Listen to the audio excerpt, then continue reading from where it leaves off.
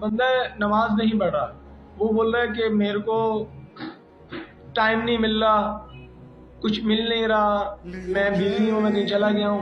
یار یہ نہیں سوچنا ہے، یہ نہیں سوچنا ہے کہ ٹائم نہیں مل رہا، میں بزی تھا، کہیں چلا گیا، میں دوستوں میں بیٹھا ہوا تھا. یہ نہیں سوچنا ہے. نماز نہیں پڑھ رہے، آپ یہ سوچیں کہ اللہ رب العزت ہمیں اپنے سامنے کھڑا ہونے کی توفیق ہی نہیں دے رہا. ہم سے گناہ کون سا ہو گیا ہے؟ کیا گناہ کر بیٹھے ہیں، کیا کوتاہی کر بیٹھے ہیں ہم کہ اللہ رب العزت ہمیں اپنے سامنے کھڑے ہونے کی توفیق ہی نہیں دے رہا. کانوں تک ہمارے اذان کی آواز پہنچ رہی ہے، گھر ہمارے نماز مسجد کے قریب ہے گھر، پر ہم نماز پڑھنے نہیں جا رہے. اذان ہمارے کانوں تک پہنچ رہی ہے، وجہ کیا ہے؟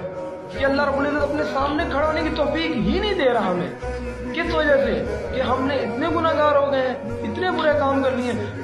اللہ رب العزت فرمائے میری رحمت سے کبھی مایوس نہ ہونا، میری رحمت سے کبھی نہ مایوس ہونا.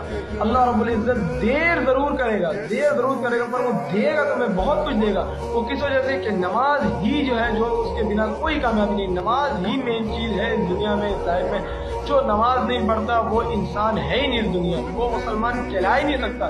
ہو سکتا ہے پاکستانی شناختی کارڈ میں، ہر چیز میں ہو سکتا ہے مسلمان، سب اس سے مانے مسلمان کلمہ پڑھا ہے، پر اللہ رب العزت کے نزدیک وہ مسلمان نہیں ہے جو نماز نہیں پڑھتا.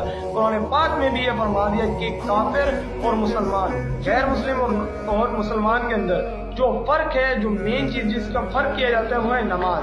اگر آپ نماز پڑھو گے تو آپ مسلمان کہلاؤ گے، اگر آپ نماز نہیں پڑھو گے تو آپ کفر کی طرف چلے جاؤ گے. اور کفر کی طرف جانا ایسے سمجھیں کہ ہمیں آگ، بھڑکتی ہوئی آگ میں پھینک دیا جائے گا، ایسی ہے. تو اللہ رب العزت سے ڈرے، اپنے دل صاف کریں، اللہ رب العزت کے سامنے جھکیں، اللہ کے ساتھ اپنا رشتہ مضبوط کریں، تب ہی کامیابی ہے. اس کے بنا کامیابی نہیں، اور نماز کے بنا تو بالکل بھی کامیابی نہیں ہے. جزاک اللہ.